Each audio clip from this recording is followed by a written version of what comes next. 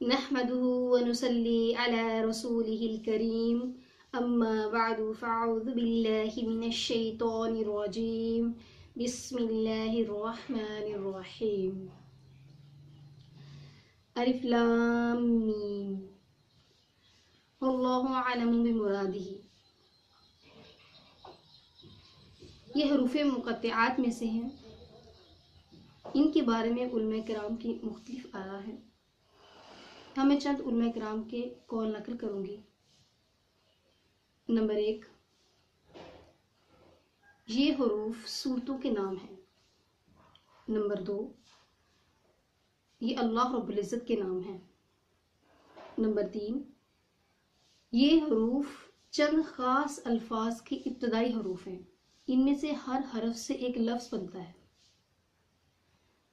Number 4، یہ حروف متشابہات میں سے ہیں اور ان کا مطلب اللہ رب العزت ہی جانتے ہیں، اور یہی آخری قول سب سے زیادہ راجح ہے، کیونکہ اللہ رب العزت کا کلام اور اس کی صفات اتنا گہرا سمندر ہے کہ جس کے بارے میں خود اللہ رب العزت ارشاد فرماتے ہیں کہ کہہ دو کہ تمہارے پروردگار کی باتیں بیان کرنے کے لیے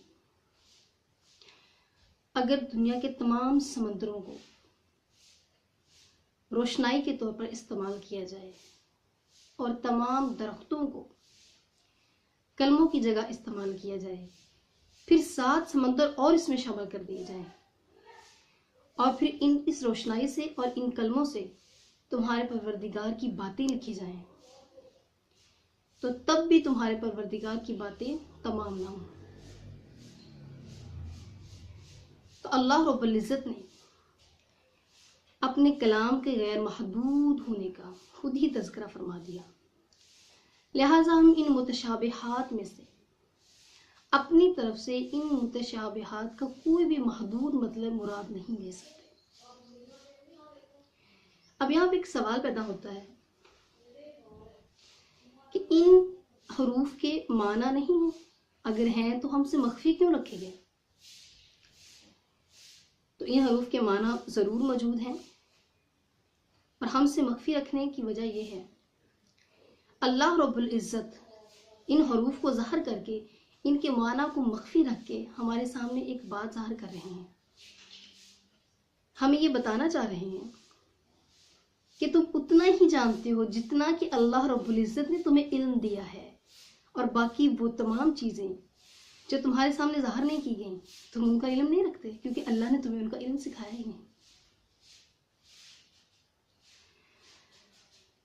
ذالک الکتاب لا ریب فیہ، ذالک الکتاب وہ کتاب ہے، لا ریب نہیں ہے شک فیہ جس میں، وہ کتاب ہے جس میں کوئی شک نہیں ہے. یہ آیت مبارکہ اللہ رب العزت کی طرف سے قرآن پاک کے لیے ایک تصدیق نامہ ہے، جس میں اللہ رب العزت فرما رہے ہیں ذالک الکتاب. یہاں توجہ کرنے کی ضرورت ہے تھوڑی سی. فرمایا ذالک الکتاب وہ کتاب ہے، یہ کتاب نہیں فرمایا، فرمایا وہ کتاب.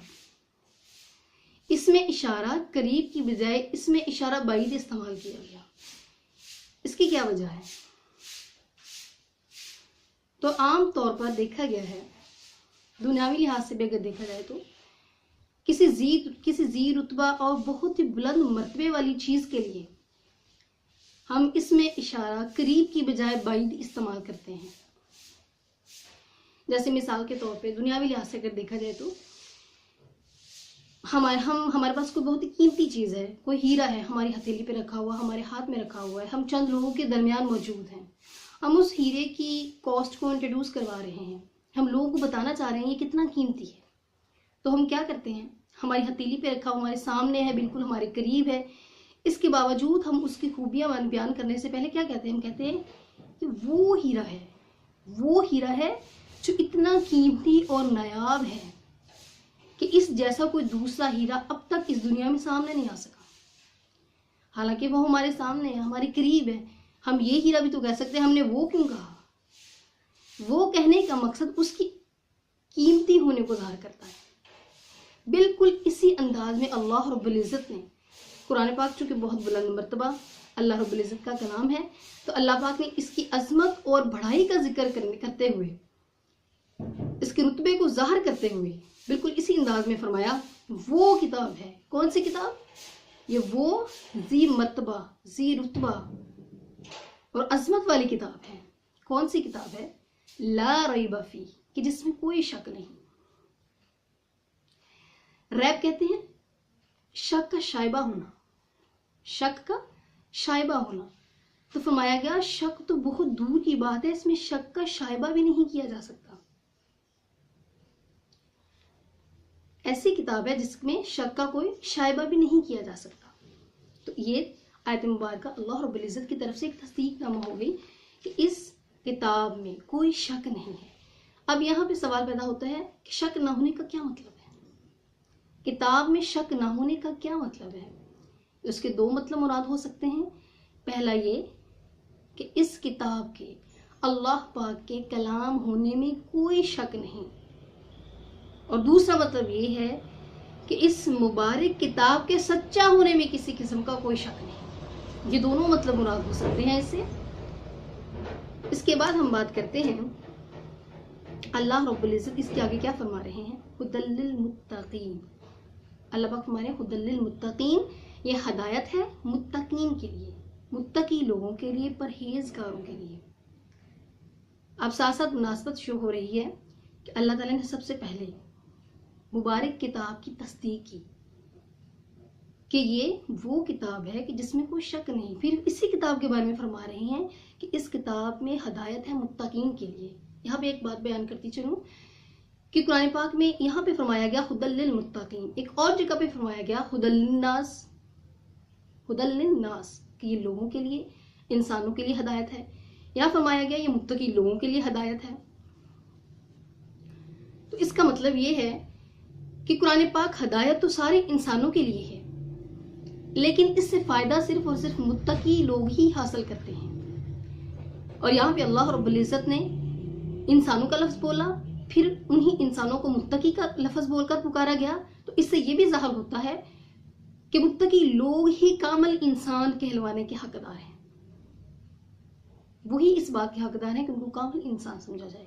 انسان تو سارے ہیں، لیکن کامل انسان صرف اور صرف اللہ پاک کے نزدیک متقی لوگ ہیں۔ اور اللہ رب العزت اس کلام کو پوری کائنات کے لیے ہدایت کا ذریعہ بنا کر بھیج رہے ہیں۔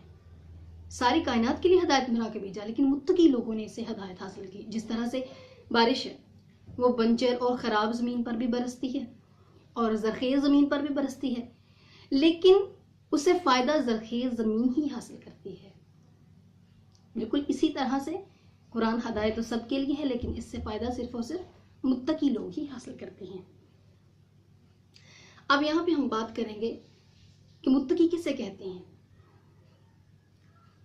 متقی ایسے شخص کو کہتے ہیں جو اپنے آپ کو اللہ رب العزت کی نافرمانی سے محفوظ رکھے۔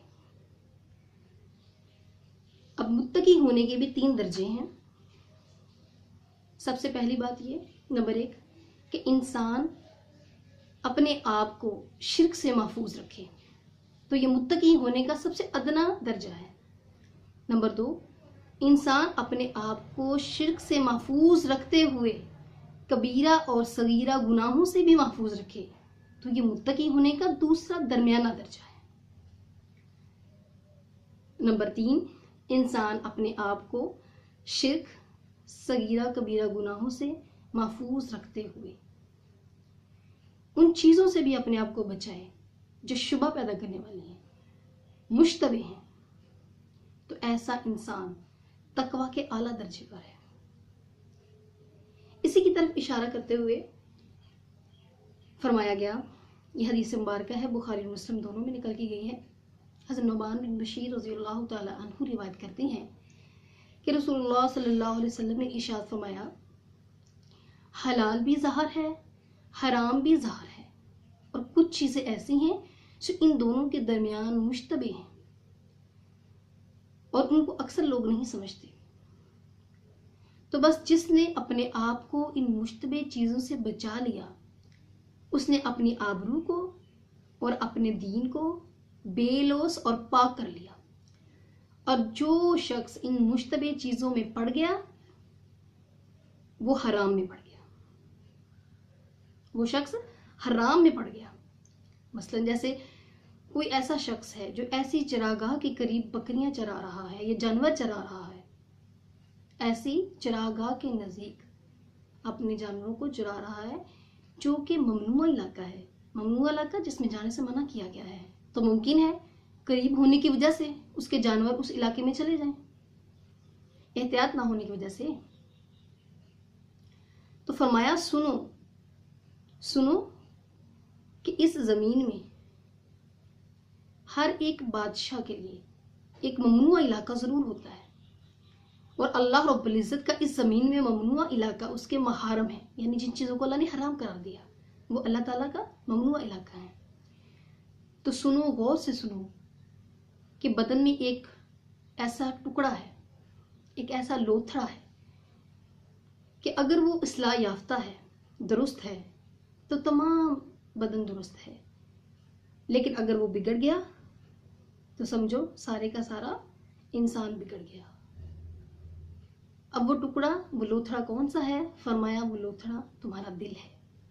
اسی طرح سے ایک اور جگہ پہ ارشاد فرمایا گیا حرام اور حلال چیزیں ظاہر ہیں، لیکن کچھ چیزیں ان کے درمیان مشتبہ ہیں، بس جو چیزیں تمہارے دل میں شک پیدا کریں ان کو ترک کر دو اور غیر مشکوک چیزوں کی طرف رخ اختیار کرو۔ وما علینا الا البلاغ۔